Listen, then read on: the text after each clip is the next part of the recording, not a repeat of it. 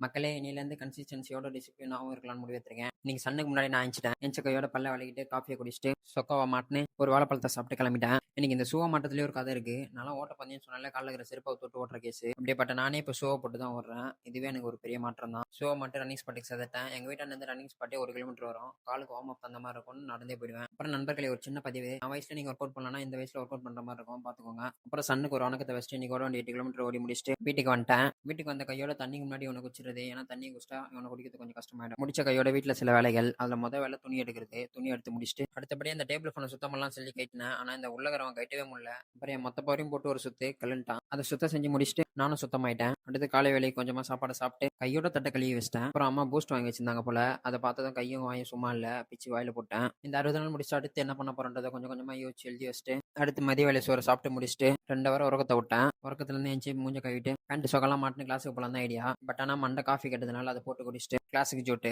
அப்புறம் நண்பர்கள் இன்னொரு பதிவு. கண்டென்ட் ஒரே மாதிரி போதனால எனக்கே போர் அடிக்குது. உங்களுக்கு எப்படி இருக்கும்னு புரியுது. செப்டம்பர் 1ல இருந்து சேலஞ்ச் பண்ணணும்னு மைண்டுக்குள்ள வச்சிருக்கேன். நீங்க எதனா கொடுக்குறதா இருந்தா கொடுங்க, எடுத்து நான் பண்றேன். கிளாஸுக்கு எப்பவுமே ரயில் பயணம் தான். நீங்க எதுவும் பெருசாலாம் பயிற்சி இல்ல. வார்ம் அப் ஸ்கிப்பிங்க போட்டு இன்னைக்கு காலுக்கு வெறும் நீண்டுதல் மட்டும்தான். 1.5 ஹவர் ஒர்க் அவுட் பண்ணி முடிச்சுட்டு என் நல்ல நேரம் நான் போகணும்னு ட்ரெயின் வந்துச்சு. ஏறி வீட்டுக்கு வந்துட்டு இரவு வேலைக்கு 4 இட்லி வாயில போட்டு தட்டை கழுவி வச்சுட்டு மட்டையாயிட்டேன். விடாமுயற்சியோட இருங்க மக்களே. நாளைக்கு பார்க்கலாம்.